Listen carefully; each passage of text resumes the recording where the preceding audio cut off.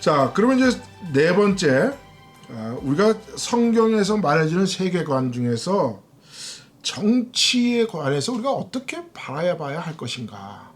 이건 아주 굉장히 중요한 얘기인데 오늘은 제가 간단하게만 말씀드리고 제가 이 정경 분리에 대해서는 제가 따로 동영상을 만들 겁니다. 그러니까 그거는 오늘은 아주 간단하게만 제가 이렇게 말씀드릴게요. 하나님이 이스라엘 국가를 만들어 주셨기 때문에 우리 기독교인들은 정치를 떠나서 살 수가 없어요. 내가 만약에 정치를 떠나서 살게 되면 정치는 나의 삶의 모든 것들을 전부 다 좌지우지하려고 합니다. 저는 이렇게 이야기할 수 있을 것 같아요. 나는 정치에 대해서 무관심하려고 하지만 정치는 나에 대해서 무한한 관심을 가지고 있다. 그래서 내가 만약에 정치에 관여하지 아니하면 정치는 나를 노예로 만들어버리고 만다라는 겁니다. 자, 한번 제가 예를 들어볼까요?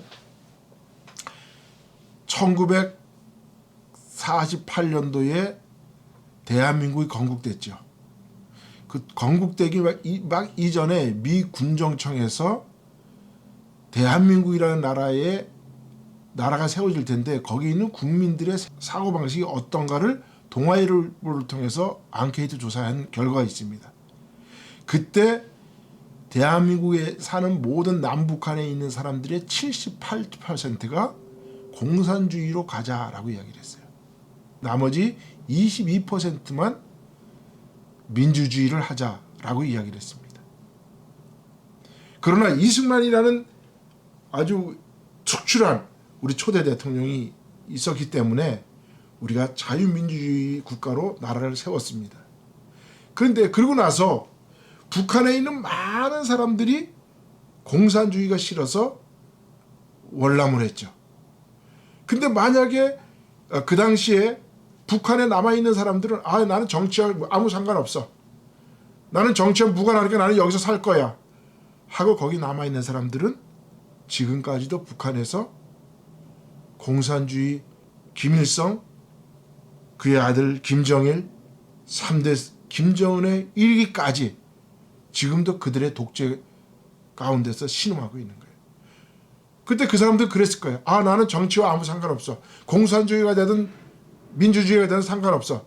나는 내가 배부르게 잘만 먹고만 살면 돼.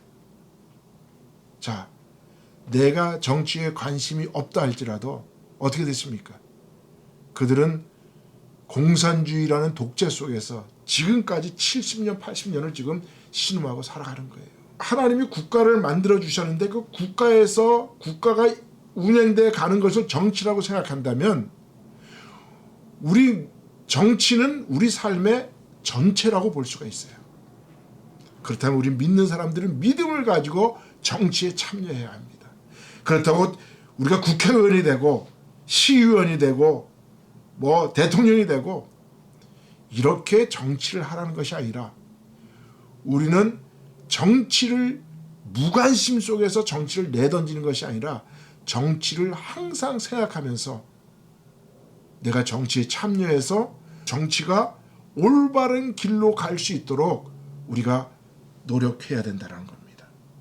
정치가 나의 삶을 좌우하기 때문에 국민 모두가 정치에 참여해서 올바른 정치, 올바른 가치관이 국가를 통해서 만들어질 수 있도록 이루어질 수 있도록 그렇게 노력을 해야 한다는 겁니다. 그런데 그럼 우리가 정치에 어떻게 할 거냐? 직접 참여할 거냐? 아니면 간접적으로 참여할 거냐? 그래서 여기에서 만약에 우리가 모든 사람들이 다 국가의 정치에 참여하게 되면 다수결의 횡포가 일어나기 때문에 잘못하면 중우정치에 빠지게 되고 맙니다. 그러니까 다수결의 횡포가 일어나는 것이죠. 옳고 그름의 판단이 안 일어나고 잘못된 다수가 세상을 이끌어가게 되는 것이죠. 그러기 때문에 자유민주주의에는 직접 정치보다 간접 대의민주주의가 대세죠. 그래서 대의민주주의는 뭐냐? 정치에 가서 가장 잘 아는 사람, 또 올바르게 정치를 이끌어갈 수 있는 사람은 우리 대신 뽑아서 그 사람이 할 수 있도록 우리는 도와주는 것이죠. 그래서 우리가 직접 정치에 참여하지는 않지만 우리가 늘 관심을 가지고 올바른 사람이, 올바른 대의가 뽑혀질 수 있도록 노력을 해야 된다는 거죠. 그래서 정치와 국민과의 관계는 어떻게 해야 되느냐, 어떤 사람이 이렇게 표현했더라고요. 정치와 국민은 태양과 사람과의 관계와 같다라고 이렇게 이야기를 합니다. 그게 무슨 소리냐면요, 만약에 제가 태양에 너무 가까이 가면 어떻게 될까요? 너무 뜨거워서 타 죽게 되죠. 태양과 너무 멀리 떨어져 있으면 어떻게 될까요? 추워서 얼어 죽게 되죠.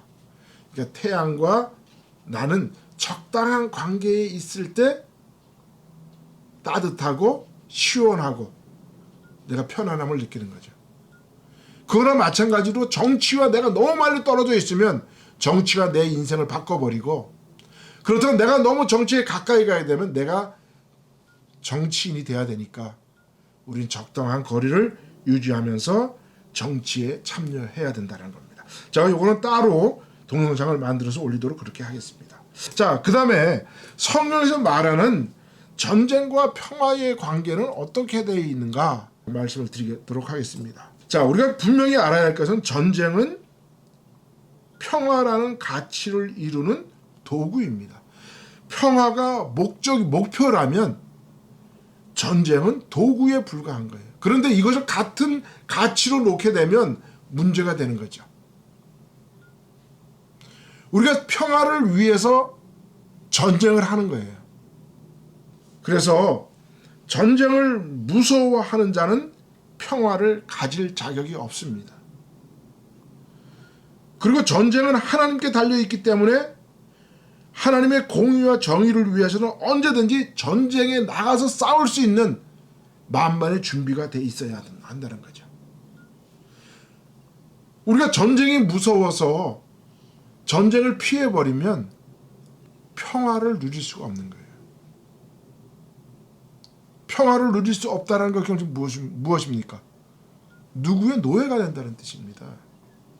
우리가 전쟁과 평화라는 그러한 논제를 놓고 볼 때 평화를 만들기 위해서는 전쟁이 필요하기 때문에 우리는 항상 전쟁을 준비하고 있어야 돼요. 그렇지 않으면 굴욕적인 평화 속에 있는 거예요. 그 굴욕적인 평화는 뭡니까? 남의 밑에서 사는 거예요. 우리가 전쟁을 못했기 때문에 일제 36년 동안 살았죠. 근데 그게 평화였습니까? 굴욕적 평화였죠. 지금도 마찬가지죠. 우리가 전쟁과 평화를 그런 식으로 놓고 보면 만약에 북한이 핵폭탄을 만들어서 우리가 그 핵폭탄이 무서우니까 우리 전부 다 평화로 갑시다. 그럼 어떻게 됩니까? 북한의 공산주의 속에서 우리는 살아가는 거예요. 자, 그러니까 전쟁은 하나님께 달려있다는 이야기는 뭡니까?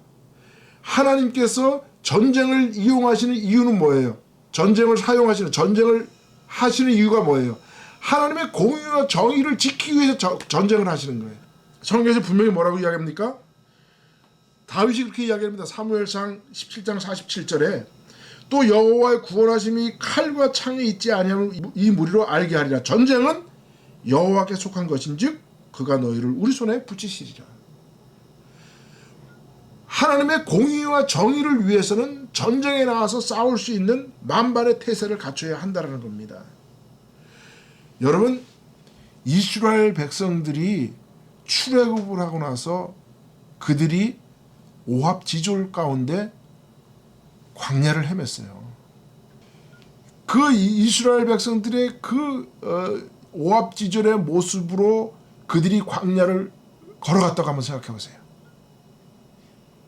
우리가 잘 아는 것처럼 약 200만의 사람들이 광야에 출애굽을 했잖아요. 그런데 모세가 그들을 이끌어 가면서 미디안 광야에 이르러서 그의 장인인 이드로가 이스라엘 백성들이 진군해 나가는 걸 보고 한심하니까 그들에게 제도를 하나 준 것이 뭡니까? 천부장, 백부장, 50부장, 10부장 제도예요. 그래서 모세가 그 이드로의 조언을 듣고 이스라엘 백성들에게 천부장, 백부장, 50부장, 10부장을 두게 됐어요. 그리고 그때부터 이스라엘 백성들을 군대로 조직합니다. 그래서 성경은 그때부터 이스라엘 백성들을 하나님의 군대로 표현합니다. 자, 이게 무엇입니까? 이스라엘 백성들에게 민수기에 보면 하나님이 모세에게 사람들을 계수하라고 이야기를 합니다. 그런데 그때 사람들을 어떻게 계수하게 하냐면 20세 이상 전쟁에 나가서 싸울 수 있는 남자를 계수하라 그래요. 그렇게 계수를 했더니 전부 다 몇 명이 됐습니까? 총 60만 3,550명이 되었죠. 그래서 이스라엘 백성들이 몇 명이 출애굽을 했냐라고 우리가 추산을 할 때 이 전쟁에 나가서 싸울 수 있는 20세 이상 된 전쟁에 나가서 싸울 수 있는 남자들이 계산했을 때 60만 정도가 됐기 때문에 그들이 20세가 되면 결혼을 하고 자녀가 하나 있다고 추산했을 때 60만 곱하기 3 하면 180만. 그래서 약 200만이 출애굽을 했다라고 보는 거예요. 자, 그 200만이 출애굽을 했는데 그들이 430년 동안 애굽에서 노예 생활을 하다가 출발을 했으니 그들의 정신이 어떻겠어요? 그때 하나님께서 모세에게 준 이야기가 뭡니까? 20세 이상 전쟁에 나가서 싸울 수 있는 남자. 자, 그러면 20세 이상 전쟁에 나가서 싸울 수 있는 남자들이 전쟁에 나갈 때 빈손 들고 갑니까? 뭘 들고 나갑니까? 창과 칼을 들고 나가죠.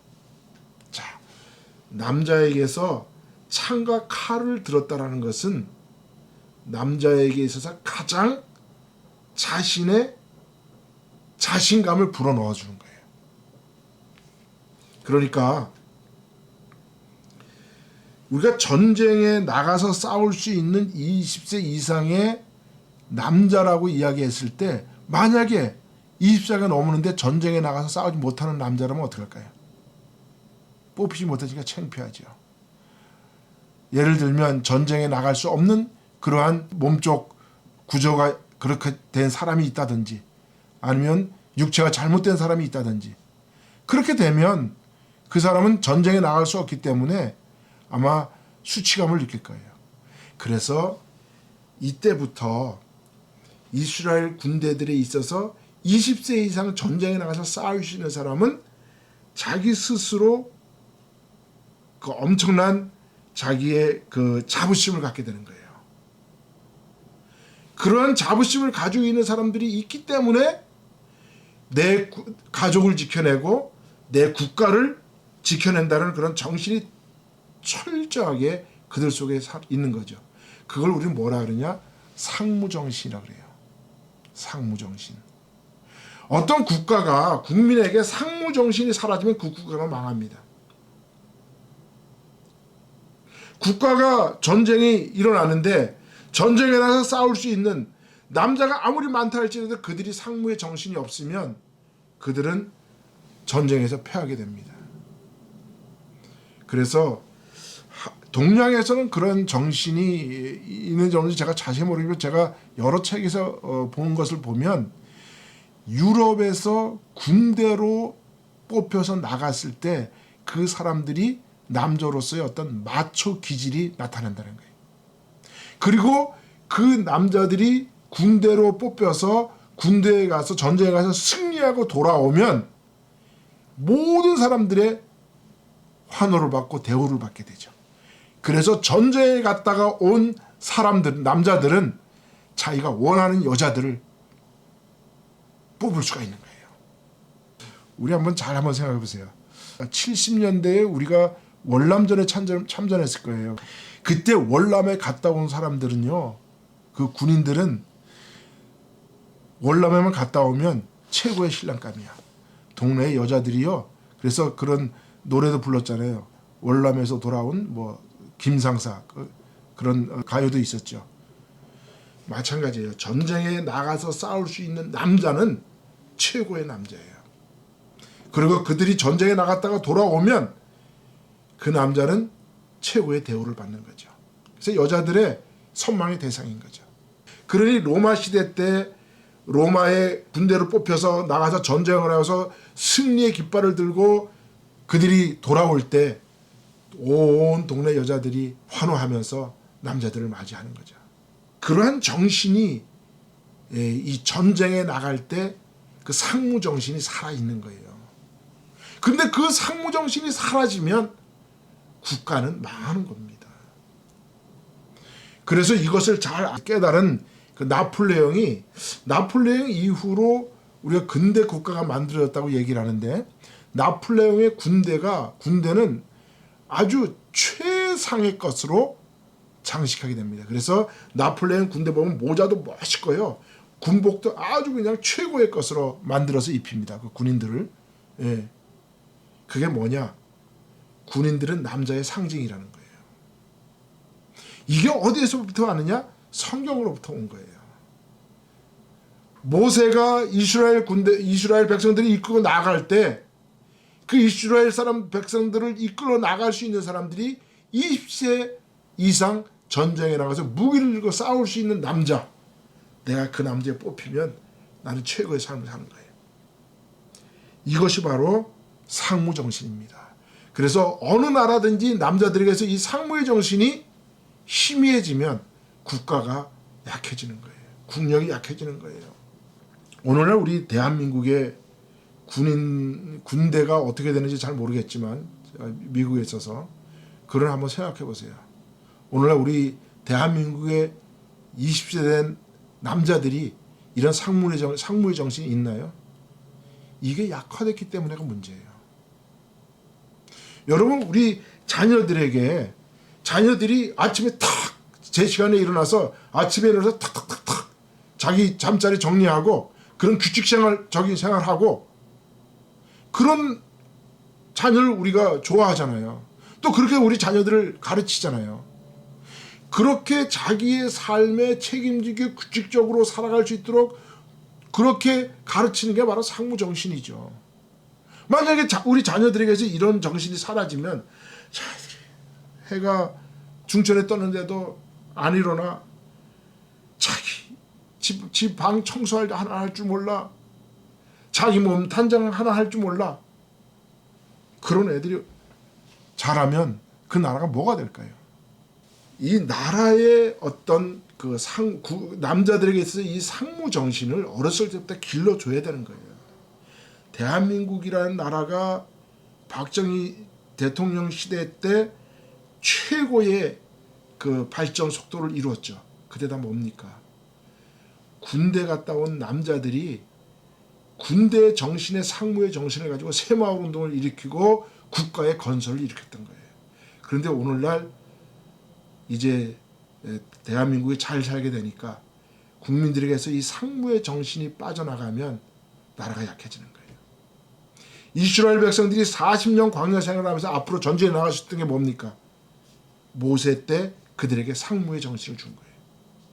이 상무의 정신을 가지고 그들이 40년 동안 그들이 다른 이민족들과 싸우면서 전쟁에 나가면서 앞으로 전쟁에 나갈 수 있었던 겁니다. 만약에 이 20세 이상 전쟁에 나가서 싸울 수 있는 남자라는 상무 정신이 없었다면 이스라엘 아마 광야에서 다시 아마 에집트로 돌아갔을 거예요.